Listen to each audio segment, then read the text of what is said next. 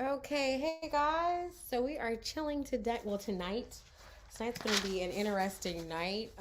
So first of all, hello everyone. I have been traveling. I've been up to a lot. So I just got back from. I was in Atlanta. I was in Florida before that. I've been really traveling. I had a speaking engagement in Atlanta.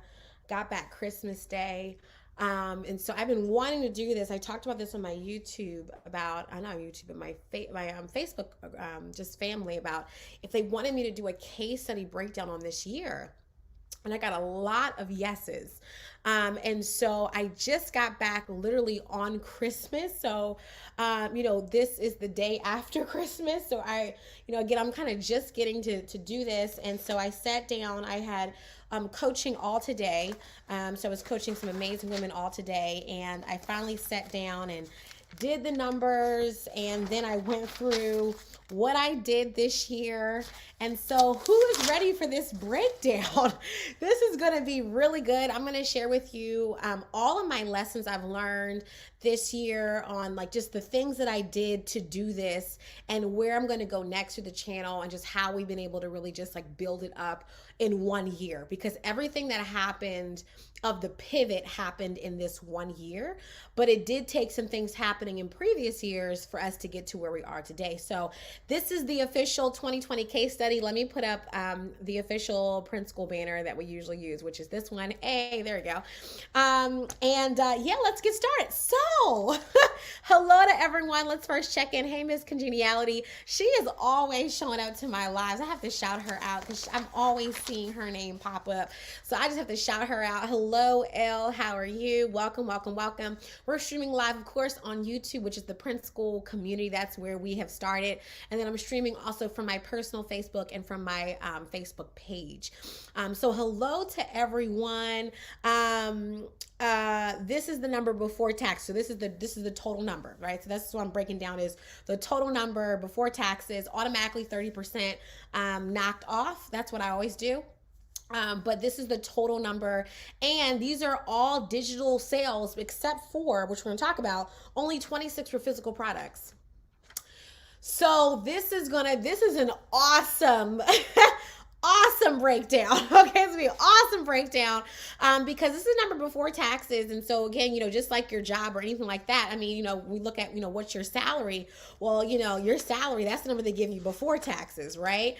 Without anything being held. So this is the number, just like you would just like you would have with your salary. This is the total number that I made on YouTube, and really from the total brand built, which is what we're going to talk about, which is building a business from the things that you do. So hello to Khadijah. Hello, Katrina. Hey, girl, that's my girl. Hey, Mom Beyond Fit. Hello, guys. So tonight we're talking about, hey, Culture Psalms.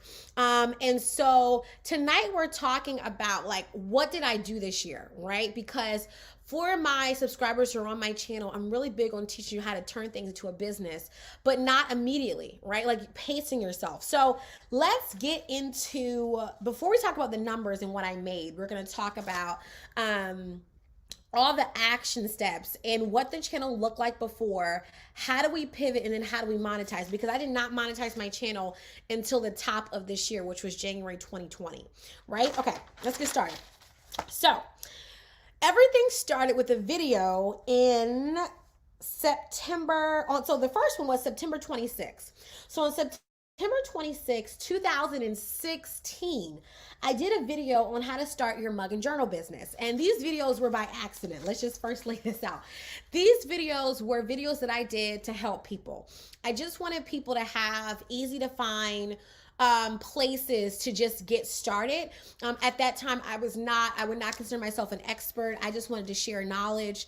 And that was pretty much it. I just wanted to share knowledge and just get the information out there. That was it. Okay. And then what ended up happening was that I got, as some of you guys know, I decided to do a prayer journal. And there was the first round prayer journal, which some of you guys know from my starting your prayer journal business video, where I decided to do a prayer journal, and I did not like the results. And so then I ended up learning how to do another version. And that one was 100 times better. And so I said, well, when I go on YouTube, I can't find, anyone that's breaking down this kind of business. And that was in 2017. Here's the funny part. You guys ready for like how weird this is? So 2016, I did a video and put it up on September the 26th. The following year, September the 25th, isn't that weird? I put up the next video, and this is the video that blew my channel up. So this is so weird. Like, so I did a video in 2016, September the 26th. Literally like almost a year later, minus 1 day, on September the 25th, I put up starting your own prayer and journal business. Was not intentional with that. It's just that when I looked at the data, I was just like, that is so weird. Like exactly almost a year. So let's just share what happened. So in 2016, again, I did starting your mug and journal business completely by accident. In 2017, I did starting your starting your prayer journal business. In that year alone, it got, now this is weird, but it only got 2,709 views. That was it. For the whole year, from September the 25th to the end of that year, it only got 2,709 views. And one of the things I really talk about is before you monetize something, let the traction grow so that you can make sure that it's worth monetizing, right? Because on YouTube, we know that it's a search engine, but let's say, for instance, the planner and journal world community didn't take off like it has, right? This video would still be sitting and this channel would not have been monetized the way that it was monetized. So the great thing about, building your YouTube channel over time is just seeing what works, producing content, but just testing out, of course, based upon your passions, what topics are working. Now, again, what happened was that the very next year, I knew that something was happening. And let me tell you why. Because in 2017, I only had 2,709 views. But in 2018, I had a total of 15,253. In 2019, I had a total jump of 29,413. And in this year alone, I've had 59,309 views. And if you can see the difference from only having 2,709 views in 2017, then we literally, like, this was just so crazy, right? We literally did what? 7 times that pretty much in the next year.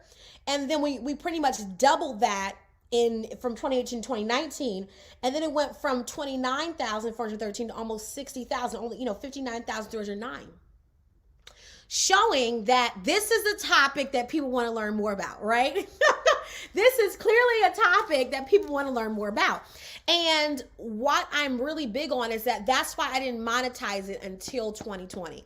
I had people tell me, Jens, you should monetize it now. You should monetize it now. And that was back in 2018, 2019. And I just knew that I wanted to see what the numbers would do even more, because again, when you monetize something, you have to put a lot of intentionality into it. You have to build a brand.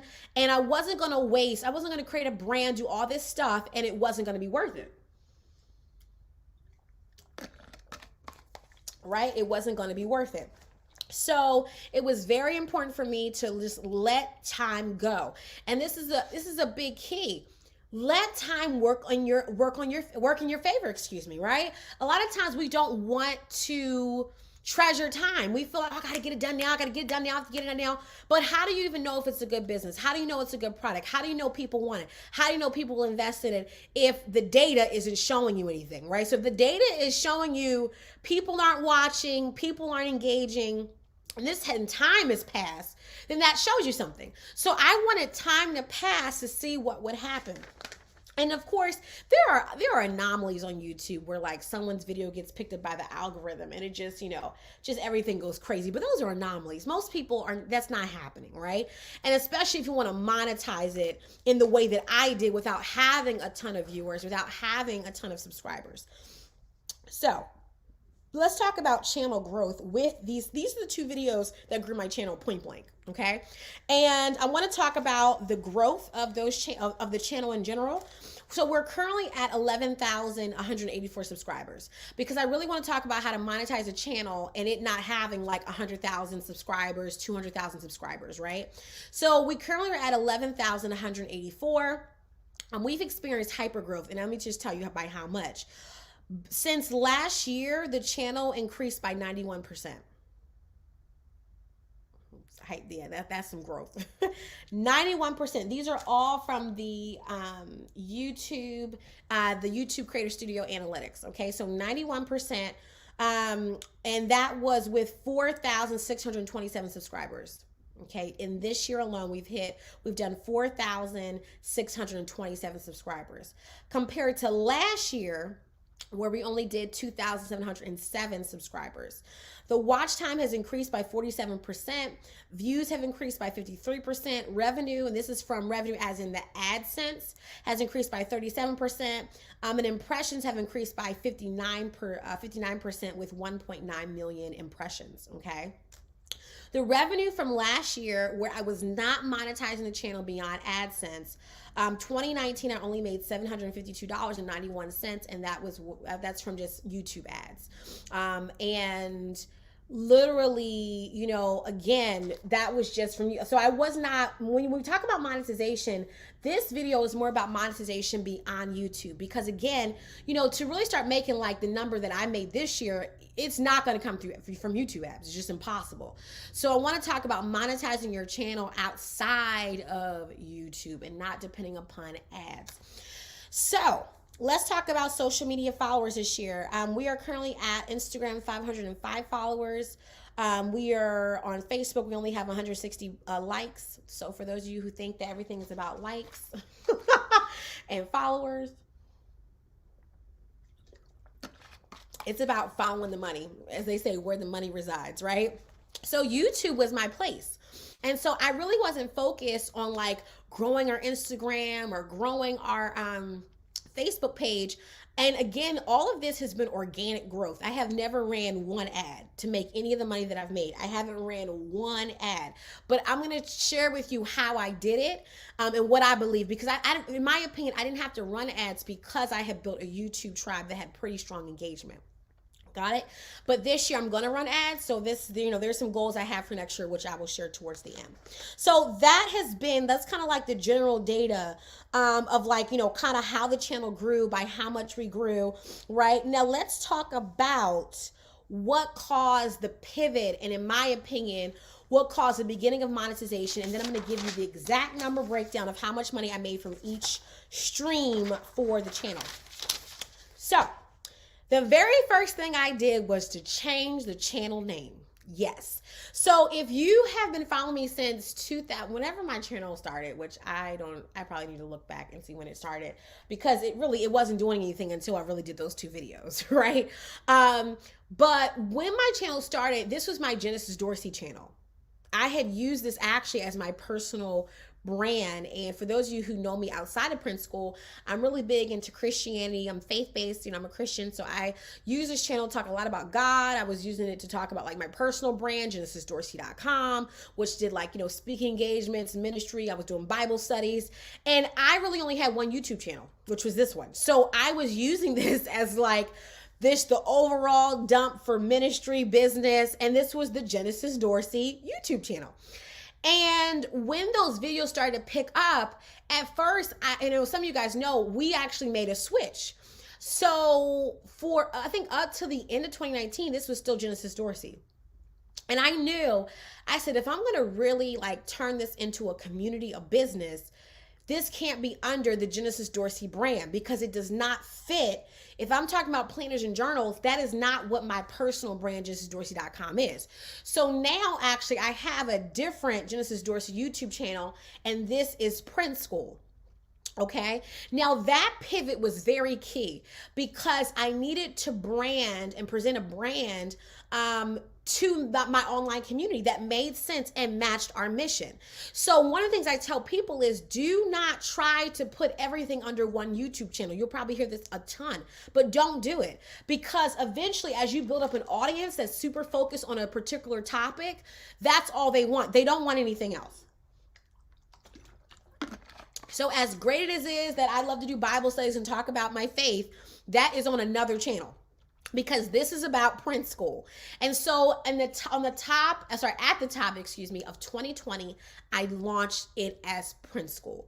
Came out with the logo, that you see here. This took me like 5 minutes to make because I'm all about, okay, like I'm not gonna waste time. Let's roll. So I did this logo in Starbucks in a coffee shop. And I was moving. So let's talk about all the things that I did to pivot. So again, we changed the name. We launched it as a community, again, of Print School.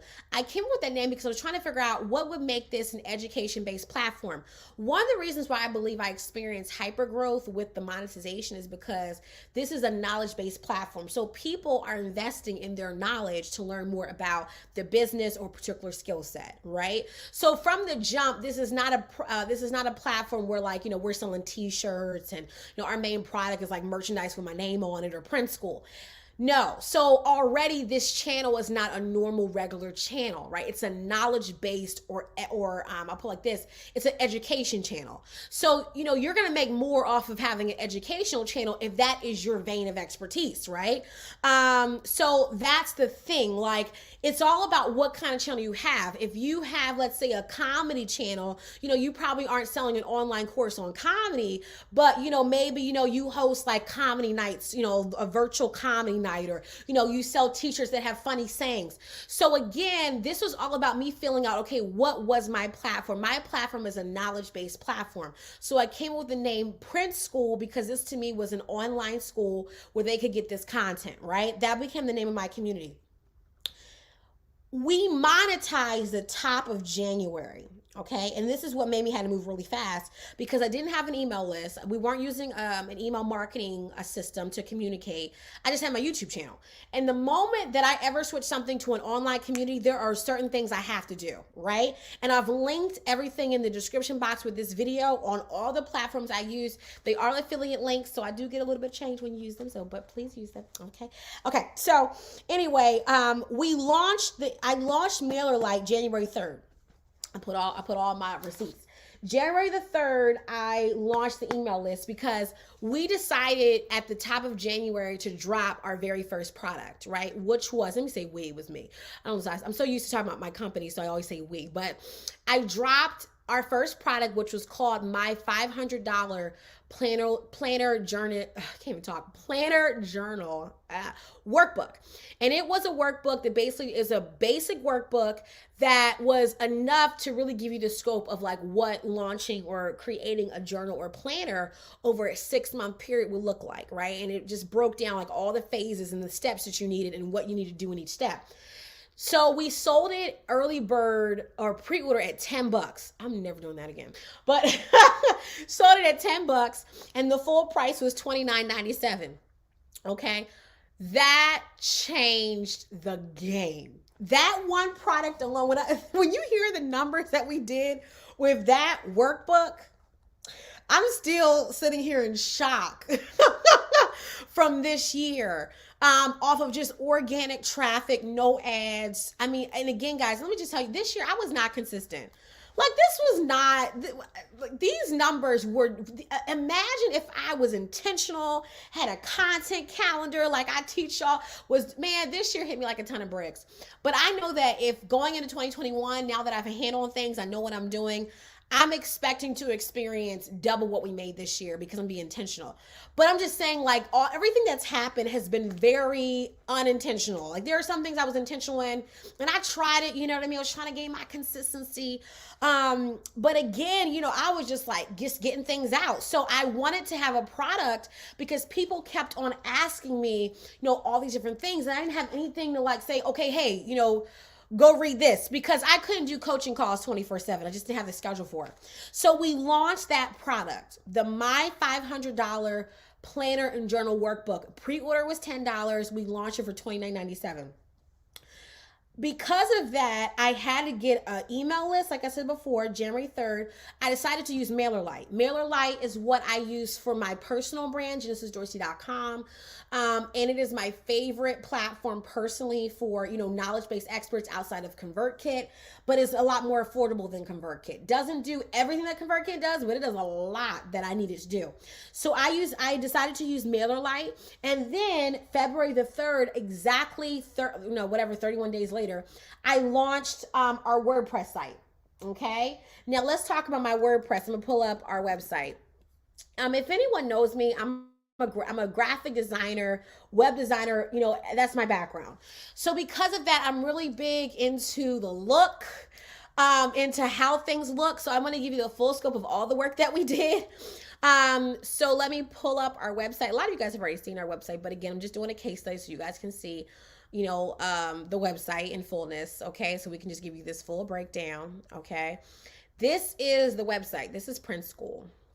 Okay, so this is Print School. Let me, hold on, I might do our, okay, I'm gonna just do the background regular so you guys can see. Okay, cool. This is Print School. I branded it with these two girls. These are two girl illustrations that I purchased. I I'm not an illustrator, but I am a web designer. I know how to make things come together and look good. So this is the website. We launched this on WordPress. This is a WordPress site. We did this using a couple things. We use Inner Server for our hosting. They're only $5 a month for hosting, and that's like the normal price, which is amazing. And I like Inner Server because they provide you SSL for free. I literally can set up a site in like one day. That's actually what I did for Print School.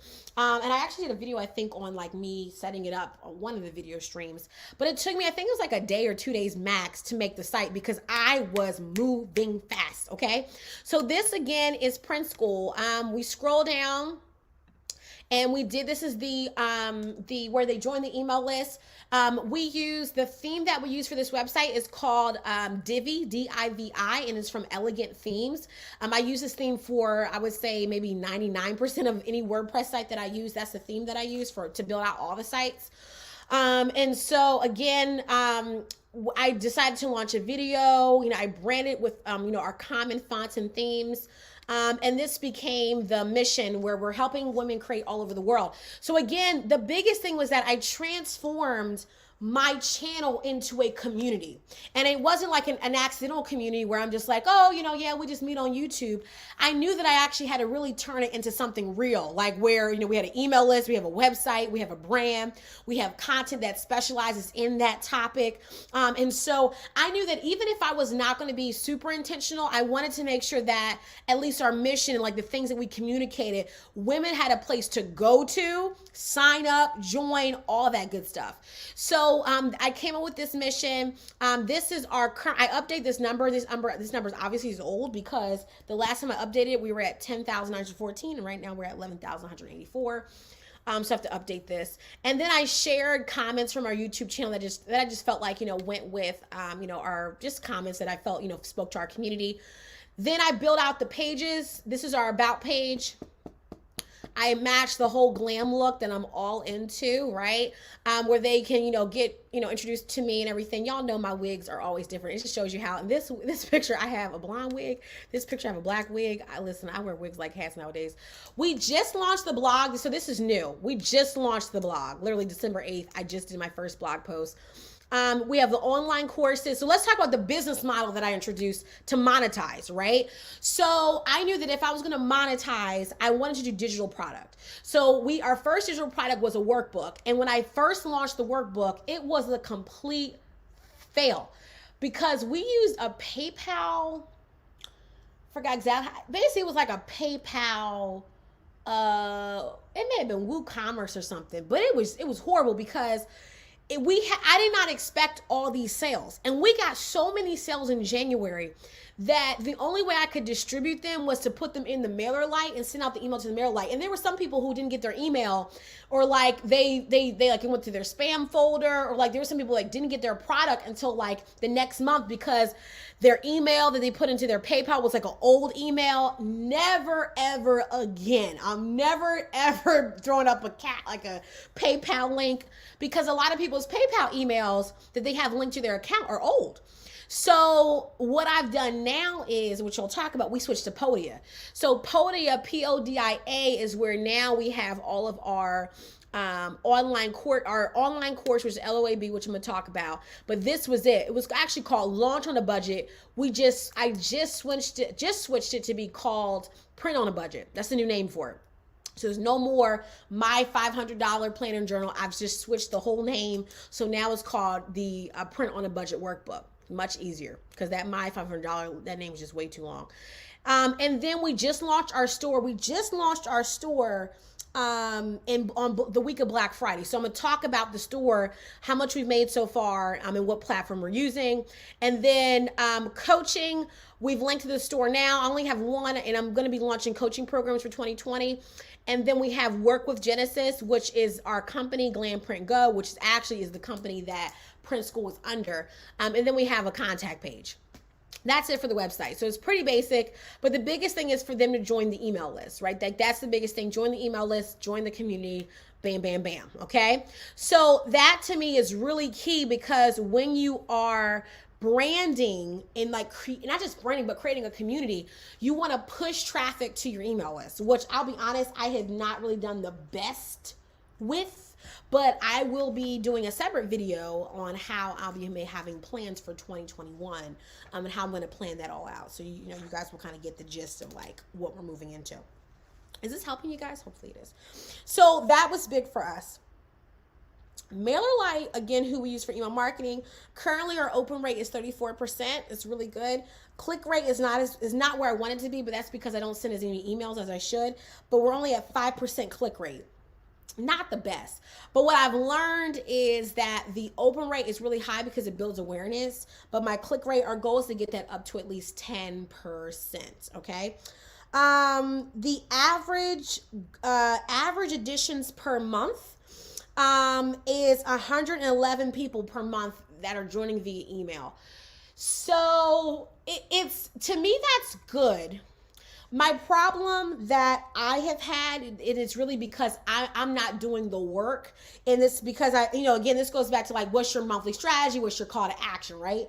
Is that I'm not directing people to join the email list. Like, I mean, just like y'all, look, I make mistakes just like y'all. Like, I shouldn't be doing it. But again, it's accidental. So now I'm making intentional plans, right? So if I were to, let's say at the end of every single video, let's say at the beginning of every video, I was emphasizing, hey guys, join the email list, I believe that this number would greatly increase, which is what we're going to do starting in January, of making sure that there's calls to action in every video content to push people to join the email list and just join the email community.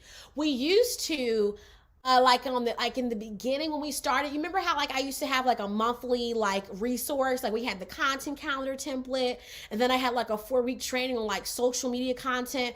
That was fine. And then like when COVID really hit, my whole life flipped. So I wasn't able to really bring the value like I wanted. But again, now I'm replanning out content now that I have my group back in 2021. So again, though, having a plan for like when we create content, we're going to drive people to the email list. We're going to provide some kind of resource of value in that email community that helps for people to want to join the email community, because there's something separate from the YouTube channel that they're getting. So even though I'm a part of the YouTube channel, there's like a VIP access that I get when I'm a part of the email list. And that is about bringing value to that. Okay. So that was what we did for the email list. Okay, that's what we did to the email list, and that to me has been really great. We currently again have 1,327 subscribers, and again, like I don't like that number because I'm growing more my YouTube, but then again, I need to provide value to that email list. So my goal for 2021, get the email list up. Okay. So, yeah, that was yeah. So again, let's move on to the monetization. You guys ready for these numbers? Okay. So this year, my total revenue was $28,901.76. Again, the total was $28,901.76. This is before taxes. These were all digital products except for 26 purchases. That's it. So everything was a digital purchase except for 26 physical products, which totaled out to be, well, I'll wait for that. That was a Shopify store. Well, right. So with the, one of the things that I would definitely do, when it comes to the Shopify store, because that was just launched, right? So that was literally just launched, right? So again, that was launched Black Friday. Okay. So with the, again, with the total, with the $20,901.76, I'm going to give the breakdown for how everything worked, when everything was launched, because that's what people want to know. Like, okay, when did you launch everything? What platforms did you use? Again, let's go back to say this: building a tribe is key, right? You can't monetize something until you've built a tribe, right? That's just how it works, right? And that's my biggest thing when people talk about like, oh, how to make $100,000 in 30 days. Like, that's impossible for many reasons. First of all, right? That is extremely impossible, right? Because most times a lot of these results or case studies that people are presenting to like as gurus, like, unless you build a tribe, you're not making $100,000 in 30 days, right? On top of that, a lot of those people are running ads, and they have a huge ad budget that they're not telling you about. So instead, what they do is they give you a case study that is very much based upon strategies that require a ton of money, right? And so this was organic growth that was done, but it was done over time, right? So the channel started a while back, right? Let's look at this breakdown before I talk about monetization. I did video content. I let content just grow. I wasn't looking for it to grow. It just so happened the numbers begin to tell themselves that this was where things should go, right?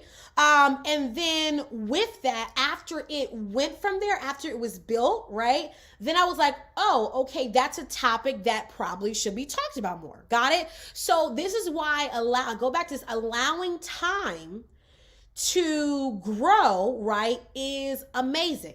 Okay, letting time tell you what's working, what's not working is a good thing. Talking to your customer base to figure out what they want is a good thing, right? These are all good things, okay, because they help you to see again, what we should monetize. That's really important.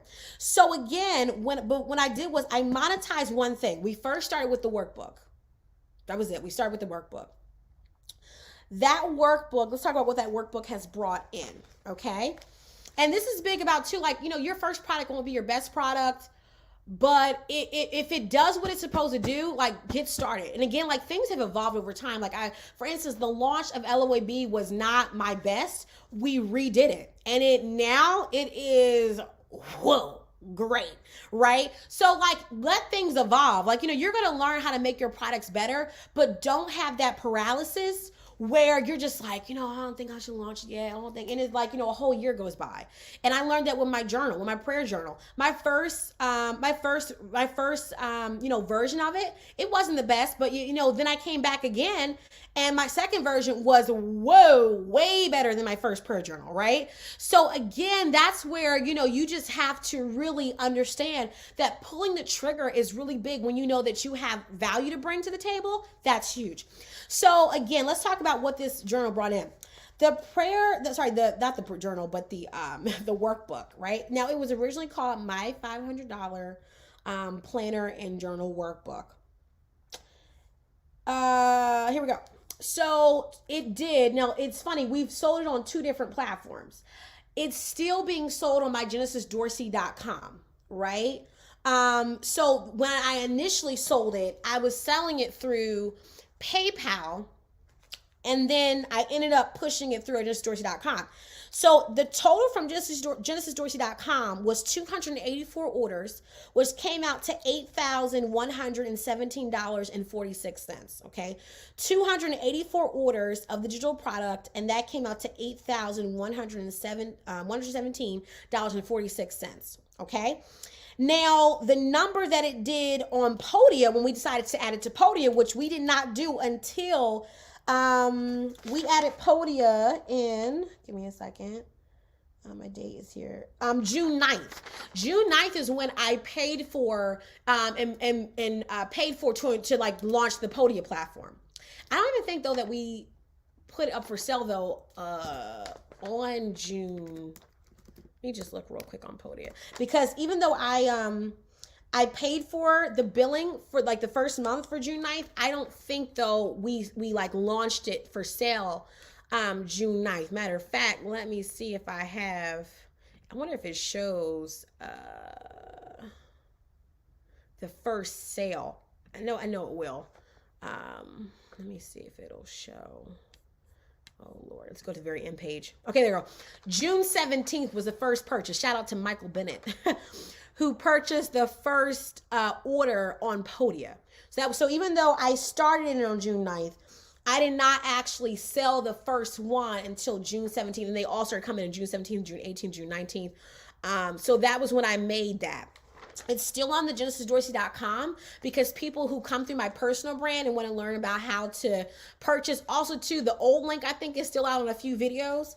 So that's why I just kept it up on there. But again, it got switched to Podia, and that brought in $5,424.57. That was a total of 181 sales. Okay.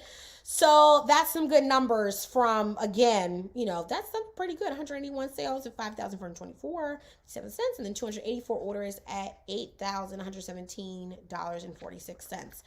So that's what the workbook brought out this year. The workbook. Okay. The launch on a budget course was the course that we launched. We first did it, and the first version, it was not my best. I'll just be honest. You live and learn. It was not my best. And I had a great subscriber who reached out, and she was like, Genesis, you can do so much better than this. I thought, here's the thing. I thought it was good. I thought it was great for what was being offered. And then I realized, I was like, you know what could make it more valuable? And what we just put out recently, which I'm so thankful for my subscriber base, of having a subscriber base that grows with you, right? I mean, really patient, really grew with me. And what they ended up getting as a result, where it has amazing workbooks, brand new video content, plus I'm adding these virtual, bonus trainings. It is well worth more than the value that I put out for it, right? So that's the thing about growing and adjusting. And so that's the big thing. No, the workbook is not it's not an editable PDF. No. It's a printable PDF, but it's not an interactive, a workbook interactive, because what we found out from a lot of our customers, and this is just knowing my customer base, is a lot of them were reusing it. So a lot of them wanted to print it out, which leads to why we launched a Shopify store recently. A lot of them were printing them out, reusing them, and they wanted to physically write. And that's one of the reasons why a lot of them like to create plan and journal. They like to physically write things out. And that leads me to the Shopify store. So launch on a budget, before I move on, launch on a budget, we did 93 sales in so far. We actually got a sale, a couple sales today. So this is very much updated as of today. And I forgot what time I took. I think the last time I looked at my stuff was maybe 6 o'clock, 5:30, 6 o'clock. So we did a total of $9,526.90 for launch on a budget, which is the online course. It started off being offered for $97, and right now the current price point is $197. And the reason why I doubled it is because if you look at what's included, it's more than worth it. And again, that was a pre-order at the current offer and what they currently got. And so, when we did the revision, anyone who bought it previously, they're getting all the new updated content. So as of right now, with all the new updated content, it's for $197. That is the full in-depth jump into from beginning to end, building out that kind of business. We added workbooks for every section, new video content. Again, we decided to do a training per quarter for next year, and I'm doing a 2021 planning session for everyone who enrolled, and that is going to be next Wednesday, the 30th, December 30th at 12 noon with the Zoom information. So that has been awesome, right? And then with the, let's go over this. With the Shopify store, right? Which, let me not even go there. Let me go through some other things that we did before that. So I did a few trainings this year, just personal, smaller trainings that brought in smaller revenue numbers. And this is kind of just a test. And it's so funny because we're now revamping Print Boss and it's coming out even better. But again, I used the first crew who got, the workbook, all that. Print Boss we did for $497, and I did a small group of 4 people. That came out to $1,988. And when it goes to Print Boss is for overseas manufacturing. And so that one is coming back out the top of next year. I was trying to do this year, but it's coming out the top of next year. And because I want to like do a whole like a physical box and like all that good stuff that I talked about before. So this was a really good test, and I mean it was an awesome class.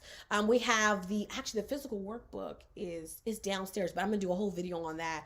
And this again is like it's launched on a budget but on steroids. Like it has marketing plans. I mean it's some serious stuff in there.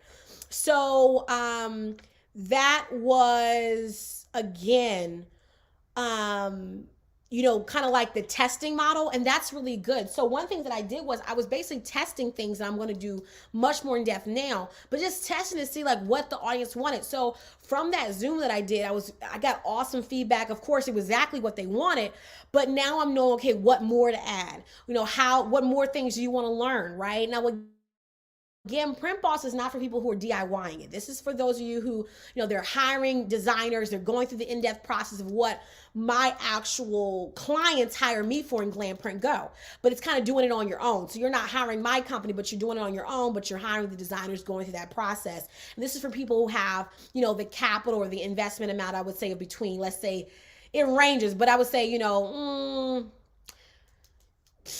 3 to 4K to buy the units, and then by the time you get done, you probably spend a little bit more for branding, trademarks, is a lot of things, right? So it's important that it has a planning process of like, what do you do that's in depth? And the way that the workbook is for a whole year. So launching the budget is more about 6 months, doing it yourself, easy. And then when you look at the Print Boss is for a full year, because you're launching like a full-on company, right? When you're getting 500 units, you're not going through some easy, I'm selling 100 units only, right?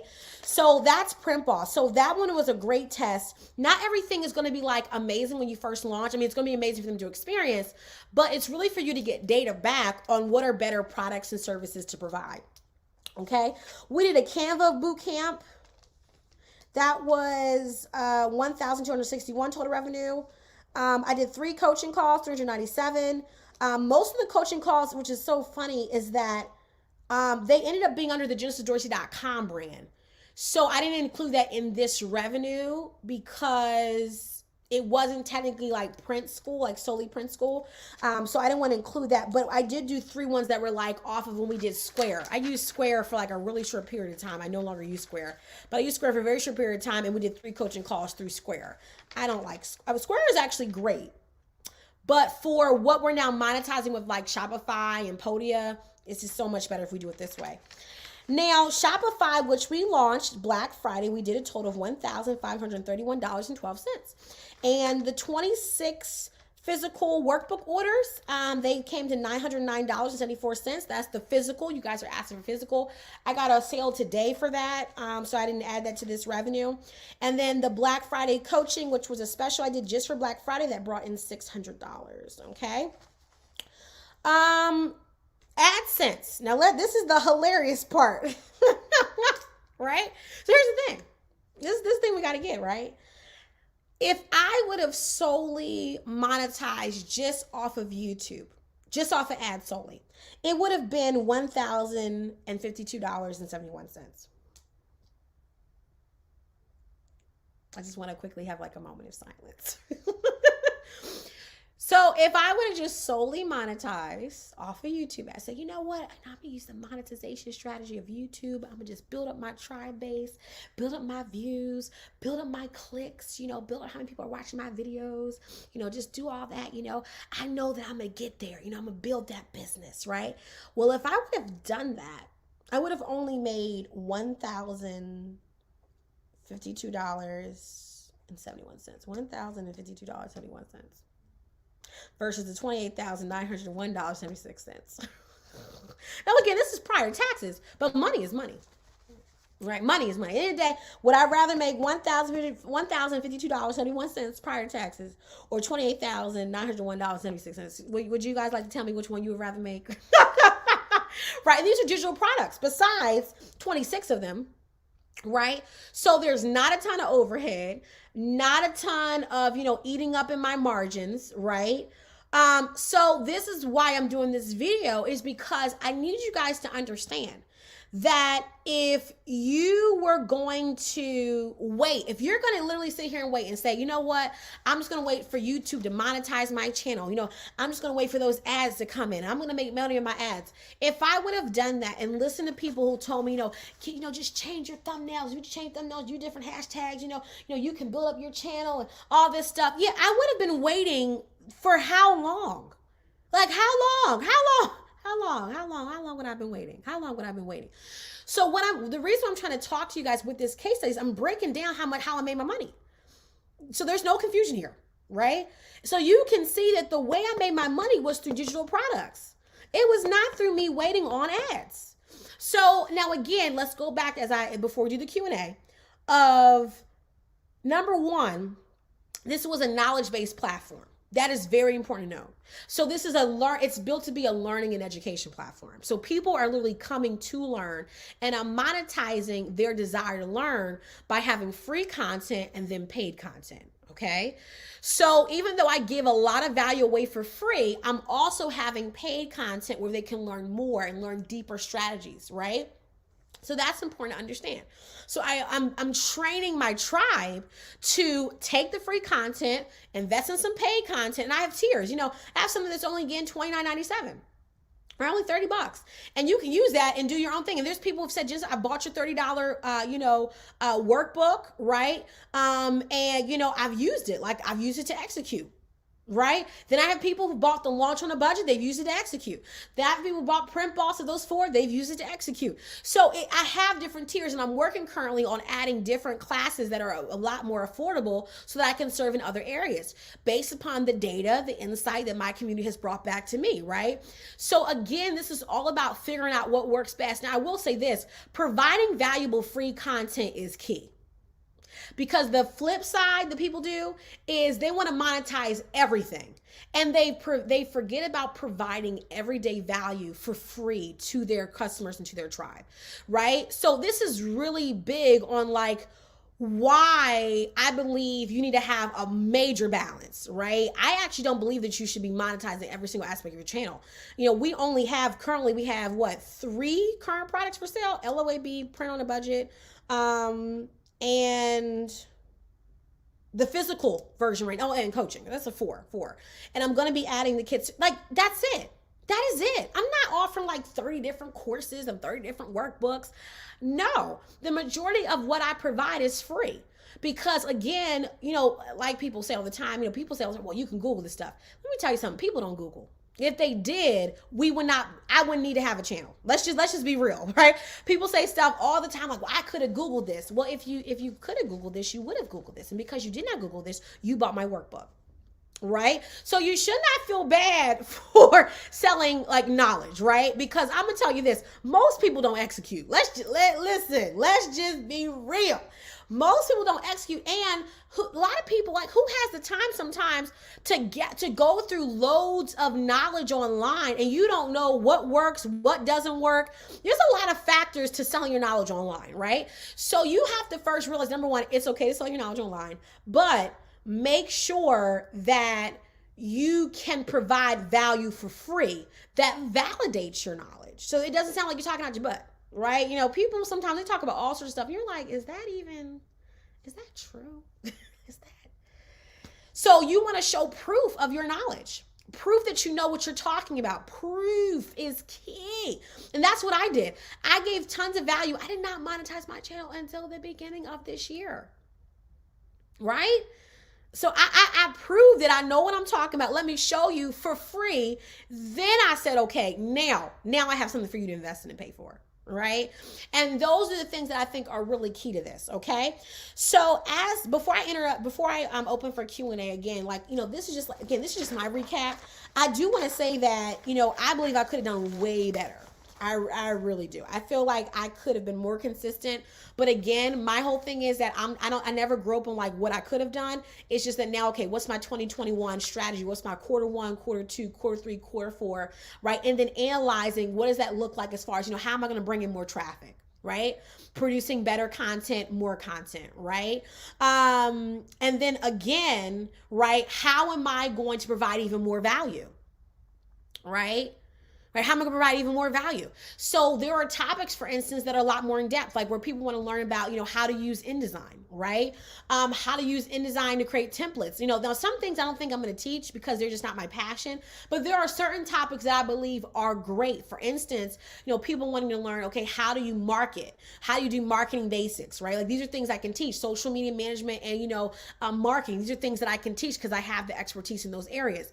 But the other thing is that I'm now bringing on other experts because I want to expand the school. Right? I actually want to have a school where you hear from other experts, you learn topics from other experts in all these different areas of business for you to grow. Because again, my mission at the end was to help women to create and to also launch businesses that they can enjoy from their creations. So I know that I'm not an expert of all things, right? Like I know how to make money.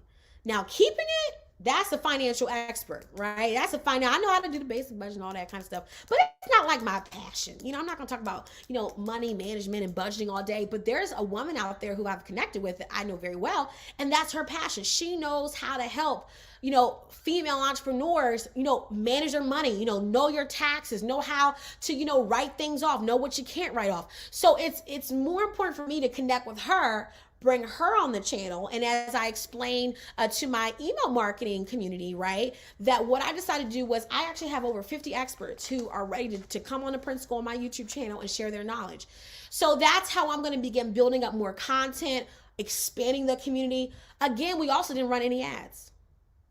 To me, that was the number one shocker. I didn't run any ads, not one ad. So imagine what would happen to the sales of the workbook, upselling to the course, right? If I begin to run ads. And that's the next thing that I'm focused on, is running ads to a brand new community that isn't even on my YouTube channel, even they're not on my Facebook page, not on our Instagram, and to target brand new, fresh people with these current products. People want to learn about this type of content. So now it's time for Q&A. Okay, so if you have any questions, maybe something directed to your platform, how you're growing your platform, maybe suggestions, maybe you want to get some suggestions on how to do it, I am now open to Q&A. Okay.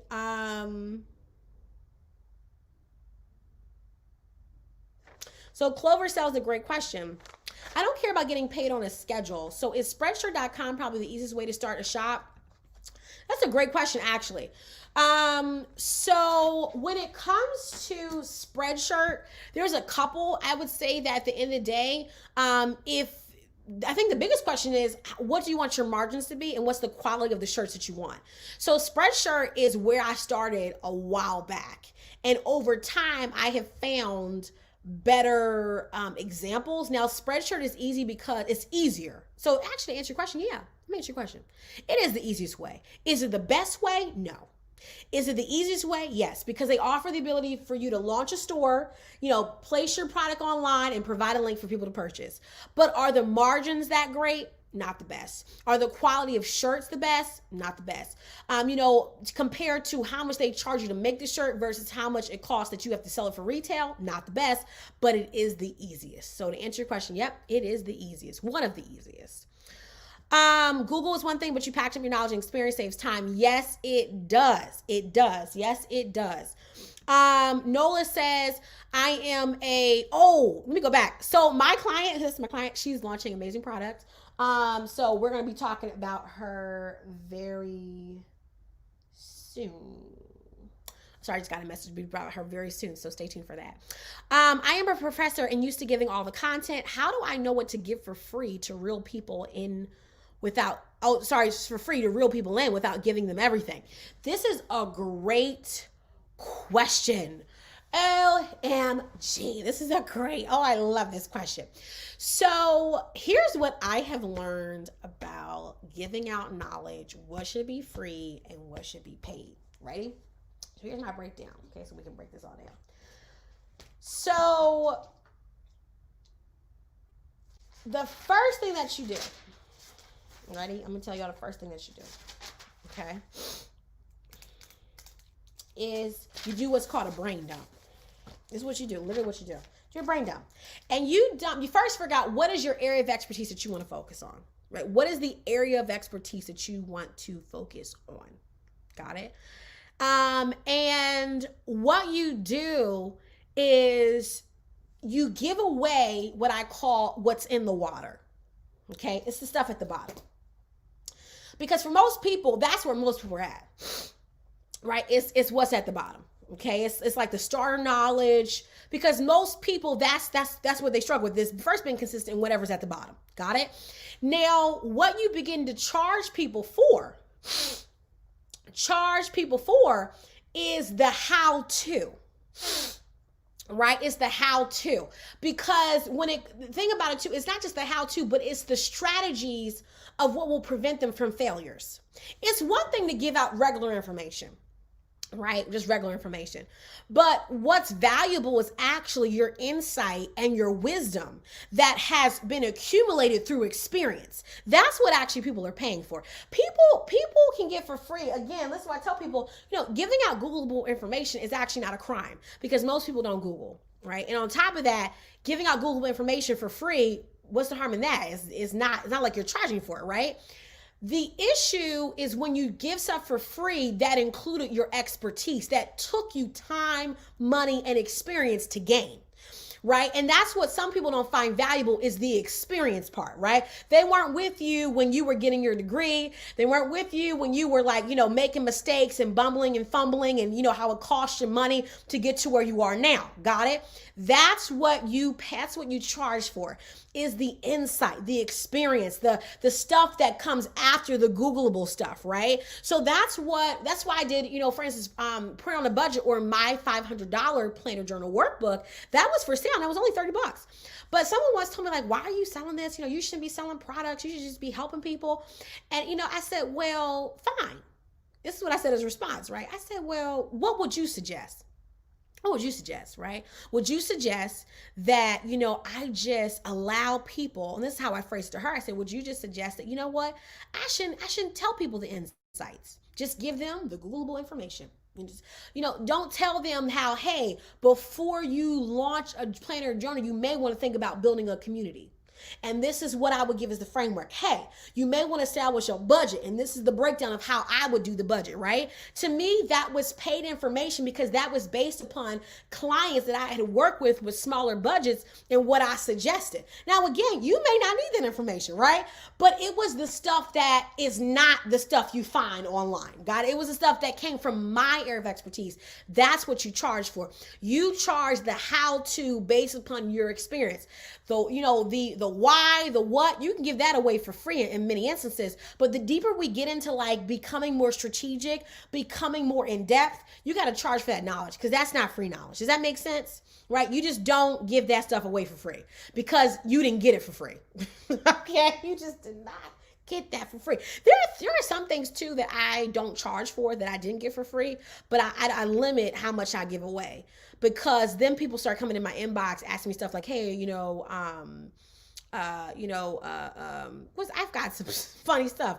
Like, for instance, someone asked me one time, I've got some really funny emails. There was one I just thought about though that made me laugh. Man, I forgot it. But man, I've got a lot of funny stuff. Oh yeah.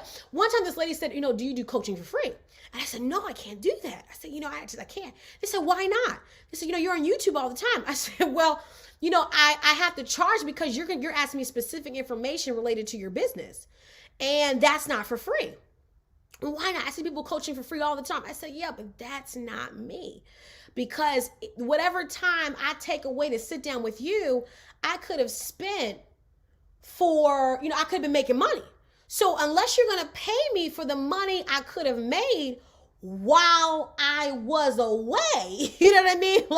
While I was away, are you going to give me that money? You going to give me that money? No? Okay. Well, I can't, right? So that was important. That was very important. What platform can I use without using PayPal? So, there's a lot, you could use, there's a lot. There's Square, there's Stripe, right? These are all different platforms that you can use without using PayPal. I've had some issues with PayPal this year. I haven't talked about it, but a few people bought courses recently, like in the past 2 months, workbooks and courses. And in Podia, I can see and actually in Podia, you don't have to use PayPal. You actually can just use Stripe as well. If you're selling digital courses. People recently, the past 2 months, bought the brand new course, I saw them. I can see when you download materials, I can see everything. Bought it and then told PayPal they never received it. And then after lying to PayPal, and then PayPal honored my request because I had showed proof, they went to their banks and filed a chargeback saying that they never approved the purchase. So, needless to say, I'm definitely going to be switching away from PayPal because there's people who just simply want my content for free and download I'm talking about everything. I mean, download materials. I can see that you downloaded them. I saw that you downloaded all the workbooks. Okay, solid. And then you tell me you didn't ask. Listen, you know what I mean? So, I think that, you know, again, this is the biggest thing about it. You know, it's like PayPal, man. So again, Stripe, you can use Square. Stripe is pretty much used on a lot of major platforms. So, you know, it's just about finding the platform that you prefer to run, you know, whatever it is that you're running, whether it's online courses, online store. But Shopify allows you to connect through Stripe right to your bank account, which is through Shopify payments. Podia allows you to connect through Stripe as well. So Stripe is definitely one of the best ones out there. Thank you. I'm glad that I was able to answer your question as well. Hopefully I'm saying this right. Oh God, Amica. I hope I said that right. If I butchered your name, I'm so sorry. But this beautiful woman, she asked me, I'm trying to build my audience on Tribe right now. I'm on Instagram and Facebook. Do you have any suggestions? Yes, here's the question. Number one question. All right, really what you're asking me is, how can I increase my following, right? How do I increase the people that are coming? Another way to question this is, how are you building traffic? Right? That is the real question, right? Building your people is not accidental. It is intentional, right? Even though, for instance, I did not plan to get all these followers, I did produce content that people were looking for, right? So when it comes to building your community, who is your community? What is it that they need? What are they trying to learn? Sometimes, just like myself, I didn't really learn until as content grew, or as the followers grew. Then I was like, okay, I think I need to create more content on this end, right? Now, if you're starting out building content from the beginning, what kind of content do they want to see? Ask them, right? If you want to max your traffic, run ads. That's the biggest thing. On Instagram and Facebook, which is different than YouTube, running ads is how you get the paid growth. That's the paid traffic. Organically is not as easy. Right? That's just it. You either going to pay to play or you have organic growth. If you're doing organic growth, you're going to have to do a lot of work intentionally to create viral content that your current tribe will repost, will share, right? But that takes work. So you just have to analyze, how do I want to build traffic? If it's organic, let me figure out, how to create engagement, how to get them talking, how to create viral content that they will repost that relates to their lifestyle and the mission of the platform, right? If I'm going to do paid growth, I need to start testing ads, right? You can do ads for as low as $5 a day, right? But again, you have to know, okay, you have to test different ads. Running ads is not an easy bake oven, run one ad, it works. No, you have to test different types of ads, different types of quotes. What will make people want to join the platform? Am I providing a freebie? There's a lot of things you got to test. So as far as suggestions, figure out how will you engage them organically, and then figure out how you can test with paid ads as well. Okay, paid ads is one of those things where you have to learn how to run them. It is not a overnight process, right? And again, too, you have to figure out what do they want through the ad. Right? I've seen a lot of people run product ads, and running product ads, as you guys know, I've taught before, is not the best thing to do first. Build up brand awareness, right? Building up brand awareness, learning how to target your audience. These are all things, again, on how to grow your channel over time. But I will say this, making your platform have value is the biggest thing. When I come to your platform, how are you providing me value? Right? A lot of times I see people just throwing up product. I see people just trying to promote their t-shirt. But where's the value that you're providing the person who is coming to your platform? Can I learn something? Can I be encouraged or inspired? Or does it just look like you're treating your social media like a junkyard? You're just throwing stuff up there. It's random, not intentional. If you're going to do social media, make the content valuable of some kind of way. Either it's educational, it's entertaining, it has some kind of inspiration or encouragement. It provides me access to a lifestyle. You would be surprised, no matter how vain something looks or how substance something looks, everyone's bringing value to their audience. Some people don't think Kim Kardashian provides value, but she does, because she actually provides a lifestyle and a way of living that, you may not like, but guess what? It's a value to somebody else who wants to follow an influencer. Meanwhile, you may have someone who has a PhD in some kind of, whatever kind of sciences, and they're providing value, right? So it's just about providing value no matter what it is. Clover Sales says, mugs versus shirts versus journals. What product have you found to be the most profitable? It's not about which product is the most profitable. It's about what product will sell to your audience and what will be of value to your audience. Profit is about value. That's what it is, right? It is not about picking a product and just throwing it up. Now, if you want to get into like the drop shipping space where you run ads and you kind of test that works. But let me give you guys some knowledge that is really key. A lot of people recently have thought that a printful, for instance, Printify, these print-on-demand companies, they think, okay, I'm going to take a design, slap on a mug, someone's going to go buy it, right? Because it's easy to do, right? Print-on-demand has made selling product easy. But actually, that's not true. It's made creating product easy. Has not made selling easy. Because at the end of the day, no matter how fast you can make a mug, a t-shirt, or journal, if you cannot provide value into the business, it'll never make money. That's just point blank. So see, what I teach you is how to do it. But how to sell it, you have to make a value hit into the market. How will your business become more valuable than someone else who's selling mugs down the street? What does your mug do, or your t-shirt do that makes it different than the other person selling on Spreadshirt or selling on a Teespring or Redbubble? There's so many platforms where people sell t-shirts. So many platforms, right? So when it comes to what makes profit, it's really about what makes value. And that is why many people have launched print-on-demand stores and they haven't worked, because they thought that because it was easy, they would be able to sell it. But at the end of the day, no matter whether you're printing it on a printing press or whether you're making it on Printful, you still have the same issue. Can you sell it? Right? Can you sell it? Right? Can you blow it up? How much work are you willing to do to bring brand awareness? Are you willing to invest? Which leads to the second question, right? Where Clover Sales says, if someone was to purchase your course, would they also make enough to live off of? That's based on you. I provide the information. Let me tell you what I cannot do though. I cannot make you get up and run your social. I cannot make you get up and provide a social media marketing strategy. I cannot make you get up and network and connect with influencers, build your brand awareness. I cannot make you get up and say, you know what, let me build out my store. Let me make sure that I am strategizing every single month. I cannot make you get up, okay, and say, wow, I didn't hit my sales goal. I wonder why. Let me look at how I'm building out my sales strategy. I cannot make you get up every day and build out your email list and promote and connect and build up more and more traffic. I cannot make you get up and spend your money, of your own money, to learn more about Facebook ads and paid advertising. I can't make you do any of that. So actually, all I can do is do what I can do. And what I can do is teach you, here's how you can make a journal and planner. Here's how you can sell your planner and journals overseas. That's all I can do, because I cannot control your free will. And so it's a perfect example of this actually is just in life, period. You investing in my course is investing in my knowledge. It's not investing though in your success, because your success will always be based on you. Always, always, always. Let me just say this out loud. Always. Okay. Always. Okay. So that's very important to understand. Okay. That your success is built off of you.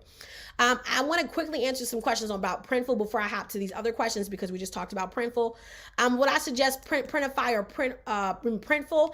I would suggest Printful first, because of the fact that they're one brand that handles everything, versus Printify is more of like a print-on-demand marketplace. That would definitely be my suggestion. However, it's all based upon, this goes back to as well, what you're looking to sell. You got to look at what you're looking to sell, what the margins are, the quality. You got to test. There have been horror stories of every single platform out there. I've heard horror stories on Printful, horror stories on Printify, horror stories on Custom Cat, horror stories on all sorts of products, right? I'm coming to a place, though, I'll be honest, where it kind of goes back to it.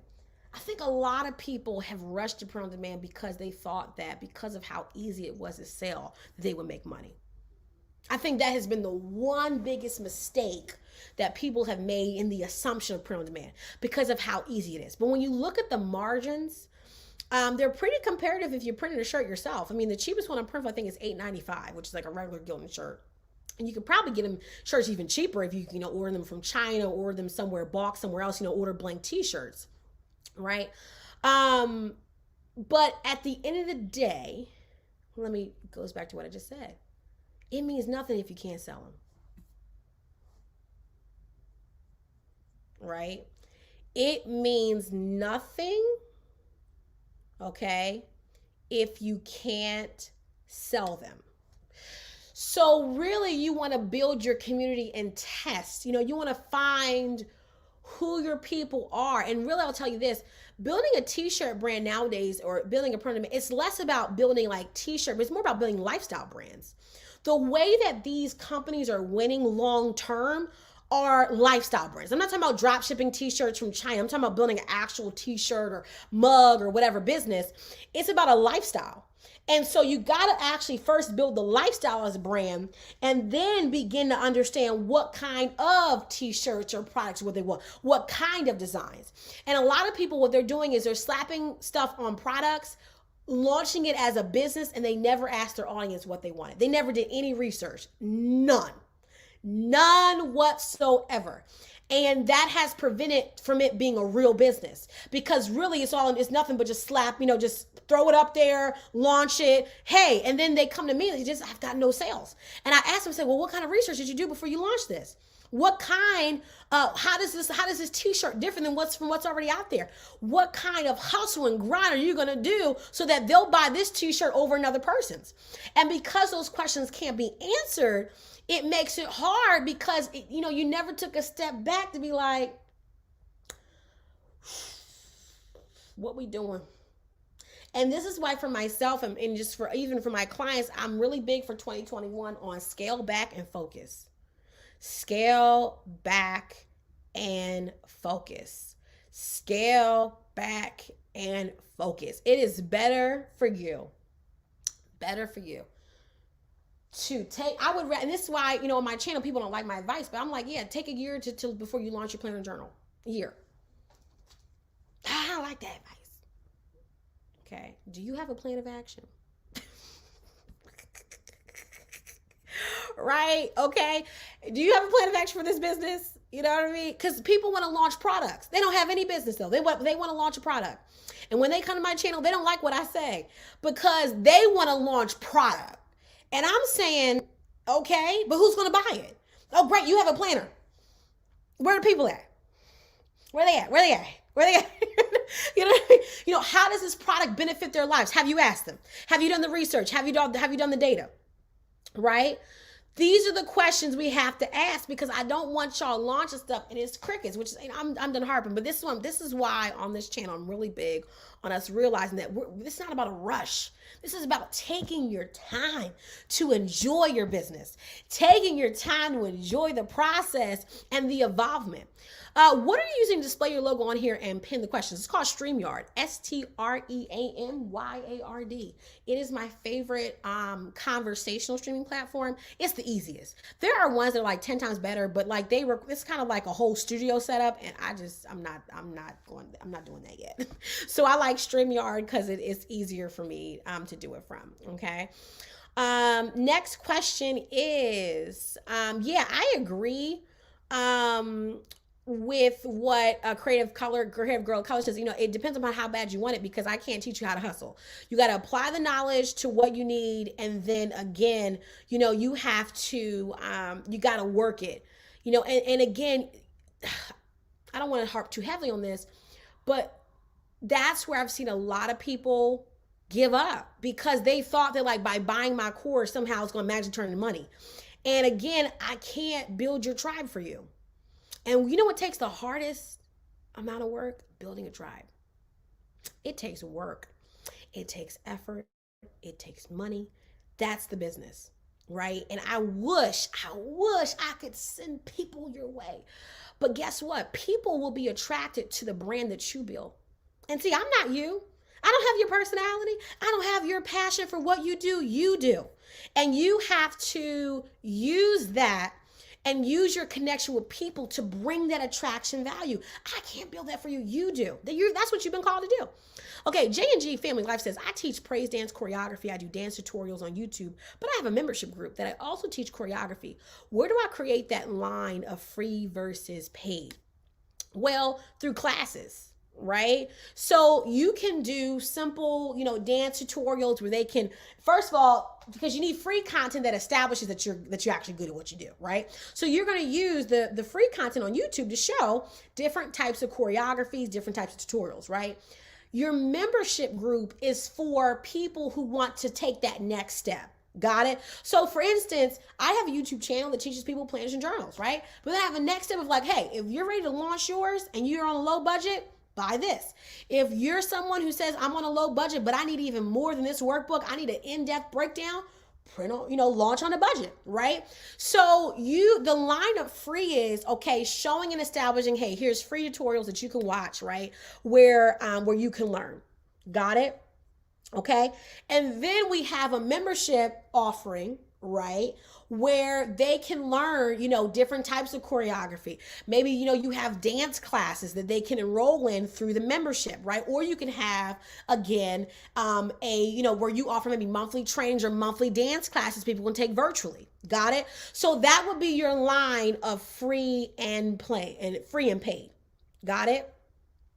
Okay. Free and paid. Okay.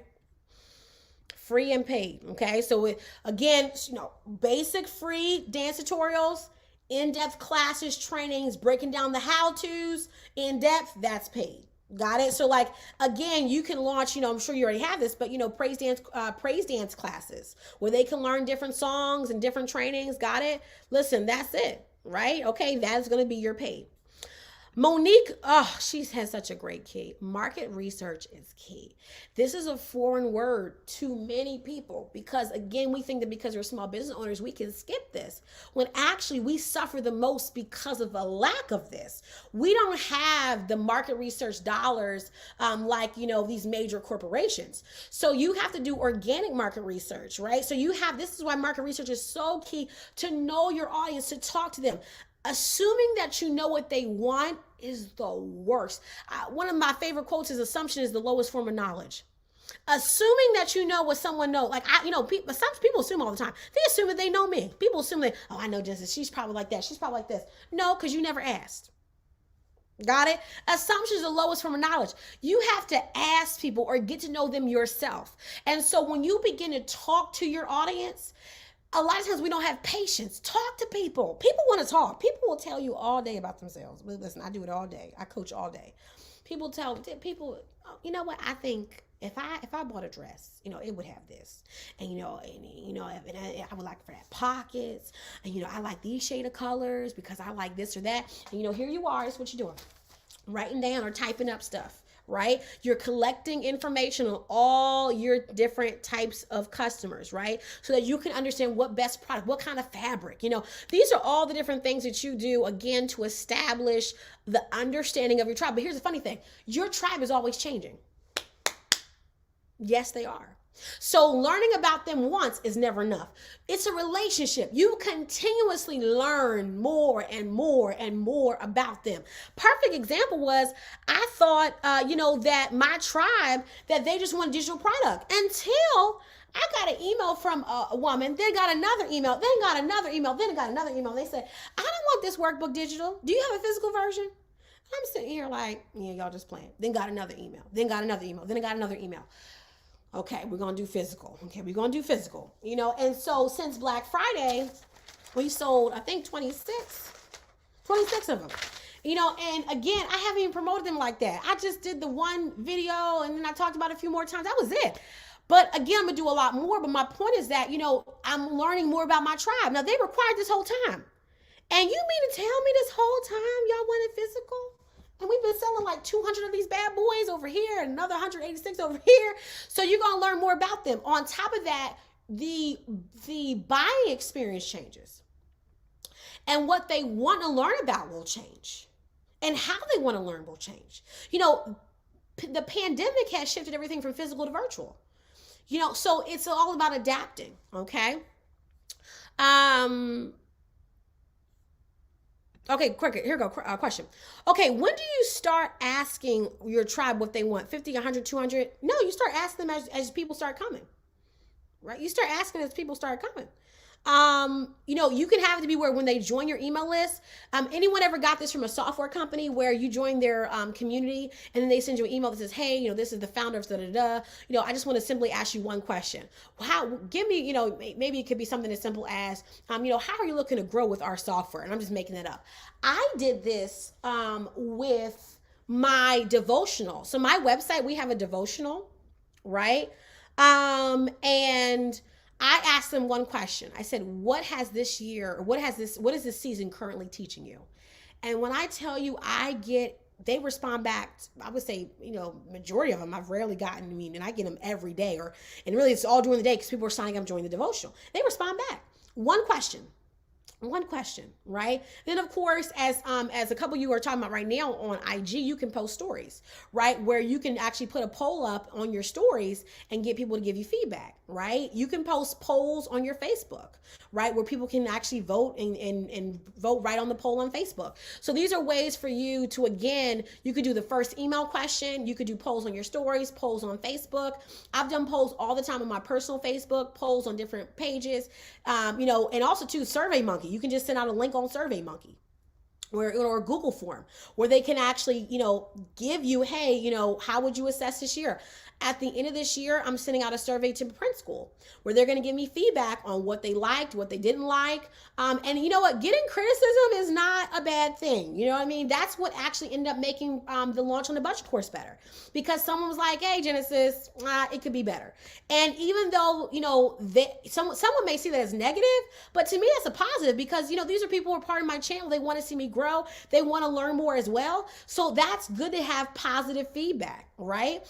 Because they want your channel to grow. So asking people, hey, what do you like? What do you don't like? What would you like to see next year? These are all great things. Okay.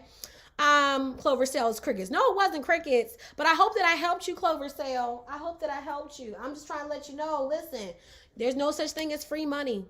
Okay. You gotta work. And, and this is not the culture where, as I like to tell people, launching something doesn't make money. Just because you launch something does not mean that it monetizes, because no one owes you $1. Let me just tell y'all, no one owes you $1. And business will humble you so fast and drag you by your every edge that you've got. It will drag you, okay? It will drag you and teach you that you've got to really believe in your product. And you not just believe in a product, but you got to believe in a working product. Y'all was sharing on the channel one time on another video where y'all remember when the Segways came out? And man, they poured tons, they poured millions of dollars into Segways. They really thought that we would be in the future riding on Segways, right? Y'all remember those scooters that you could travel around, right? And nowadays, the only person, kind of people that ride on Segways are security people. It's not even a ton of security people, it's just a few security people and I've seen it, lately, security people on the Segways. But they actually thought that the entire world would be rolling on Segways, right? They really thought that. But they did not understand they did not have a full scope of understanding us as in customer behavior. They thought they did, because they thought that we would ride the hype, right? And riding hype can work for a moment, but it does not build a company over time, right? You have to learn how to build tried and true products. And that's why we do market research to figure out, how is my customer living? What is it that is happening in my customer's life right now? What's happening next month, right? Well, maybe not next month, but what's happening maybe next season, right? Understanding your customer better serves their needs. Now, you're not looking at one customer as your example, because one person does not make up the whole tribe. But over time, you begin to understand the commonality of what the majority of them are doing and how they're living and how they're functioning, in their lifestyles, because that lets you know, hey, man, maybe we need to change our products to fit this. It's like creating clothes for mothers. Moms need pockets. right? Moms need pockets. Okay, you try to sell something to mom without pockets, you're gonna get slapped, right? Moms, they need bags that have space. You know, you can't sell a bag to a mom and it's this small. You know, they can't fit none of that stuff in there, right? So it's understanding your customer base, understanding their lifestyle, right? For the chic mom, you know, who has the small bag and the huge diaper bag, that may work. But if I'm selling to a busy mom on the go and I want to sell her a purse that's small that has no pockets, no inner zipper, you know, I get it that you want to sell that, but they're not going to buy that because at the end of the day, it's about your customer. It's not about you. It's about your customer. Now, it can start with you. The mission, the vision can start with you. But at the end of the day, business is about service. It's about serving them, right? And so that's why we can't come to business thinking, oh, what can I sell to make a quick buck? It doesn't work that way. Now, if you're trying to build a long-term business, you got to get to know your customer, okay? So,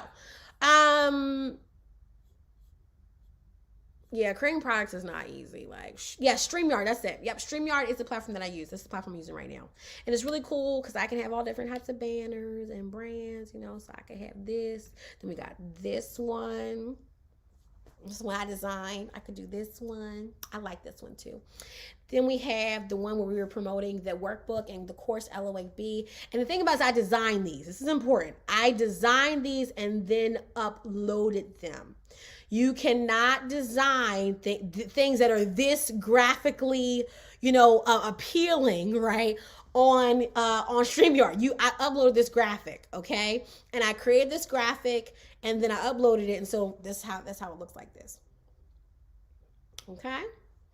But you can't, you know, the basic banner that they give you looks like this. So this is what they give you. It looks like this. Basic. So I designed different ones so that I can, you know, do my own thing, and you can upload backgrounds so I could impress.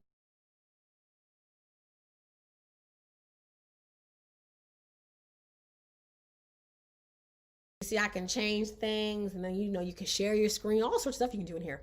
I like it because it's easy, and I pay, I forgot how much this is. It may be like 17, or maybe it's, let me tell y'all how much it is. Anyway, I hope that this helps you guys with this case study, breaking everything down. It is $25 a month, and I actually use this platform to stream a lot of different accounts through, so it definitely pays for itself. Definitely. You can also use this to just record. So if you don't even want to record or stream online, you just use this just to record. So it's great that way as well. I'm gonna keep this one on. This one's cool. I like this one the best. Okay. I think I've answered all questions, right? I'm gonna make sure. I think I did. Broke everything down. Told you everything I use. Told you everything I use. Okay, so there's be no questions with that. Yes, Indiana summed this up so correctly. Give away the what and the why, but charge for the how, the in-depth experience. That's what you monetize. You monetize your mind, right? The stuff that you've learned over time that it took time to learn it, right?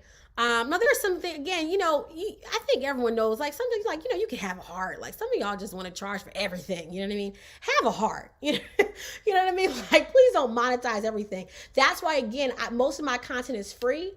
And then most of my content is free. And then I have a select products. Okay. Do you have a great group, Facebook group? I did. We just launched it. And guess who learned about it first? My email list. Because I have not announced it yet. Well, not until now. I just did it now. So, whoops, there we go. So, yeah, I'm going to be officially announcing it I'm going to save it till January 1st. But, you know, now the cat's out the bag. But, yeah, so if you look up the print shop, you will find our Facebook group. It is free and open to the public. It's not public where, like, you can see all the posts, but you can at least search for it and be added to it. And so with the Facebook group, my goal with that is just simply to have a support system for you guys to connect with each other, you know, grow with each other, get feedback, things like that, you know, get marketing insight and strategies. I'm going to be having experts going live in the group as well. However, I'm always trying to be strategic. So I don't believe in having a Facebook group just to have a Facebook group, unless the whole goal, like, if you want to create like an emotional support group where, it's just a whole bunch of girlfriends talking to each other, things like that. That's one thing. But because this is about knowledge, I do want to make sure that the group has a focus. So I'm actually building out a strategy, a 12-month for 2021 strategy on what I'm gonna do with the Facebook group each month, and what's the value of being in the Facebook group. Because why should someone who's on YouTube come to the Facebook group? What's the goal? Like, what's the purpose? So I need to be able to answer that question of why there's special content in that group, and then what's the monetization strategy for the Facebook group?